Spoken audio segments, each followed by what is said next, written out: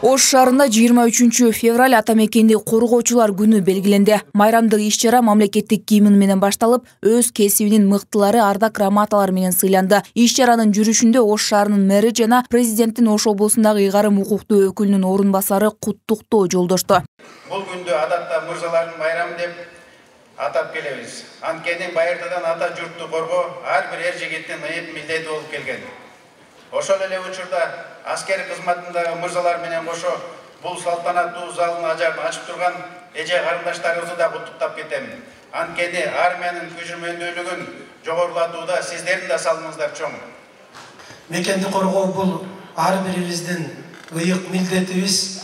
Кыргызстаныбыз бирөө гана, биздин запаста артыбызда турган Кыргызстаныбыз жок. Бүгүн бар Кыргызстанды талкалап, жок кылып, андан кийин запастагысын пайдаланабыз дегендей кампабызда артыбызда башка Кыргызстан жок. Бардыгыбыздын милдетибиз бүгүнкү Кыргызстаныбызды өнүктүрүп, өстүрүп, Кыргыз мамлекетин гүлдөгөн мамлекеттердин катарына кошуш. Куттуктоо сөздөрүнөн кийин атайын жоокерлердин патриоттуулук сезимин козгогон концерттик программа жана сахналык көрүнүштөр аткарылды. Мында 2022 жылдын сентябрь айындагы Тажикстан менен Кыргызстандын чек арасындагы чырда баатырларча курман болгон эр азаматтардын эрдиги чагылдырылган. Ата мекенди коргоодо баатырларча курман болгон. Сиздин уулуңуз өлгөн жок. Өзүнө өлбөстүктүн эстелигин тургузуп кетти.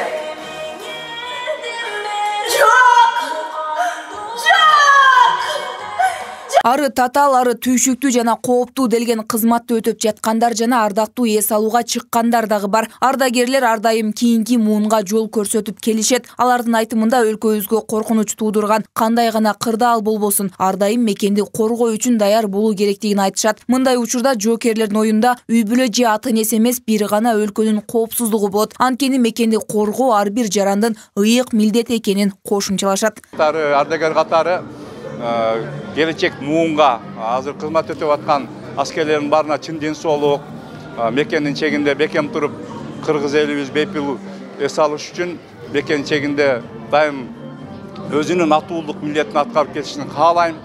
Бизге окшоп мекенге кызмат өтөп 25 жыл кыргыз армиясына кызмат кылып, келечекте ардактуу эс алууга барып, жакшы эс алышын каалайм.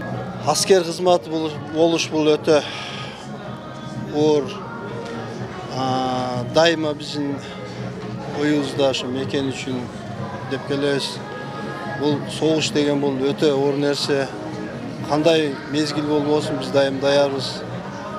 Эгерде ушундай мамлекетибизге кандайдыр бир коопсуздук жаралса, биз дайыма ошол бардык нерсени таштап бул өзүбүздүн неменин алдыга коебуз да.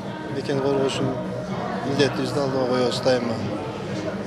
Кандай түшүктөр болбосун, дайыма биз ошого даярбыз. Улам барган сайын кыргыз армиясы күчтөнүүдө. Армиянын күчтүү болушу үчүн жоокер дагы, аскердик техникалар дагы күчтүү болушу керек. Анткени экөө бирин-бири толуктап турушат. Учурда аскердик техникалар алынып, өкмөт тарабынан колдоолор күч. Эгерде 22 жылда болгон эки тиг учагыбыз болсо, ресурстар бүтпөгөн. Азыркы күндө 5 тиг учак сапта турат. Кудай буйруса, март айынын ичинде ошол саны 9га чегилди. Алар Россия Федерациясында, Өзбекстан Республикасында, Белоруссияда оңдолуп жатат. Андан тышкары дагы бир тиг учак, жаңы заманбап тиг учак алынууда. Кыргыз элинин бейпилдигин камсыз кылууда, аскердик кызматын ишмердүүлүгүндө кызматыңыздардын орду чоң, ошондой эле баа жеткис сыймак. Өткөн жылдын күз айларында Баткен облусундагы орун алган чек арадагы күтүүсүз кырдаалда өлкөбүздүн куралдуу күчтөрү, аскер кызматкерлерибиз жана жоокерлерибиз өздөрүнүн кесипкөйлүгүн, баатырдыгын, эң негизгиси берген антына, бекемдигин дагы бир жолу тастыкташты. Ар жыл сайын 23 февралда Кыргызстанда ата мекенди коргоочулардын күнү белгиленүүдө. Мурда советтик армиянын күнү деп белгиленип келген 23 февраль Кыргызстан эгемендик алгандан кийин ата мекенди коргоочулар күнү деп аталып, бул күн майрам катары эс алуу күнү деп жарыяланган. Айымкан Исралы кызы, Мирзат Нууманов, Ынтымак, Ош шаары.